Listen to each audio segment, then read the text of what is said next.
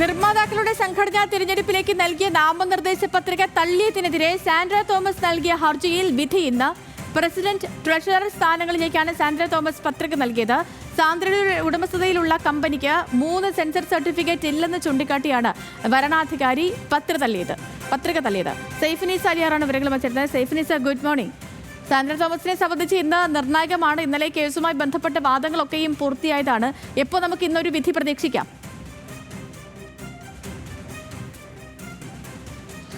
Good morning Sethulakshmi. ഉച്ചയ്ക്ക് മുമ്പ് തന്നെ ഈ കേസിൽ വിധി ഉണ്ടാകുമെന്നാണ് പ്രതീക്ഷിക്കുന്നത്. കാരണം സാന്ദ്ര തോമസിനെ സംബന്ധിച്ചോളം ഇന്നത്തെ വിധി ഏറെ നിർണായകമാണ്. കാരണം മറ്റന്നാളാണ് നിർമ്മാതാക്കളുടെ സംഘടനയിൽ തെരഞ്ഞെടുപ്പ് നടക്കുന്നത്. ഇതിൽ പ്രസിഡന്റ്, ട്രഷറർ സ്ഥാനങ്ങളിലേക്ക് നൽകിയ പത്രികയാണ് ഭരണാധികാരി തള്ളിയത്. 3 സെൻസസ് സർട്ടിഫിക്കറ്റുകൾ സാന്ദ്ര തോമസിന്റെ പേരിലുള്ള പ്രൊഡക്ഷൻ കമ്പനിക്ക് ഇല്ല എന്നുള്ള കാരണം ചൂണ്ടിക്കാട്ടിയായിരുന്നു പത്രിക തള്ളിയത്. ഇതിനെതിരെയാണ് സാന്ദ്ര സബ് കോടതിയിൽ ഹർജി സമർപ്പിക്കുകയും ചെയ്തത്. 2 ദിവസമായി വിശദമായ വാദം പൂർത്തിയായ ശേഷമാണ് ഇന്ന് കേസിൽ വിധി പറയുന്നത്.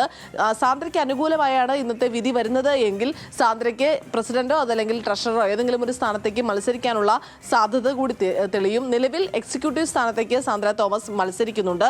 സാന്ദ്രയുടെ വാദം എന്ന് പറയുന്നത് വ്യക്തിയുടെ പേരിലാണ് സെൻസസ് സർട്ടിഫിക്കറ്റ് നൽകുന്നത്.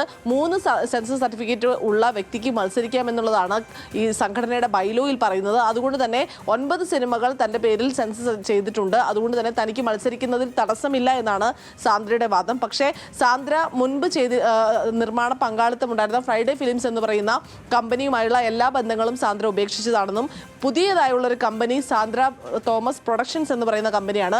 ഈ കമ്പനിയുടെ പേരിൽ 2 സിനിമകൾ മാത്രമേ സെൻസർ ചെയ്തിട്ടുള്ളൂ എന്നുമാണ് വരണാധികാരിയുടെ വാദം. അതുകൊണ്ടാണ് സാന്ദ്രയുടെ ഹർജി തള്ളുന്നതെന്നുമാണ് വരണാധികാരി കഴിഞ്ഞ ദിവസം കോടതിയിൽ വാദിച്ചത്. പക്ഷേ ഇതിൽ കോടതി എന്ത് നിലപാടാണ്, ബൈലോ അനുസരിച്ച് നിലപാട് എടുക്കുകയാണോ ചെയ്യുക എന്നുള്ളത് നമുക്ക് ഇന്ന് ഉച്ചയ്ക്ക് മുമ്പായി അറിയാൻ സാധിക്കും. സേതുലക്ഷ്മി. ശരി സൈഫിനിസ. ഓക്കെ, അപ്പോൾ സാൻഡ്രയെ സംബന്ധിച്ച് ഇന്ന് നിർണായകമായ ഒരു ദിവസമാണ്.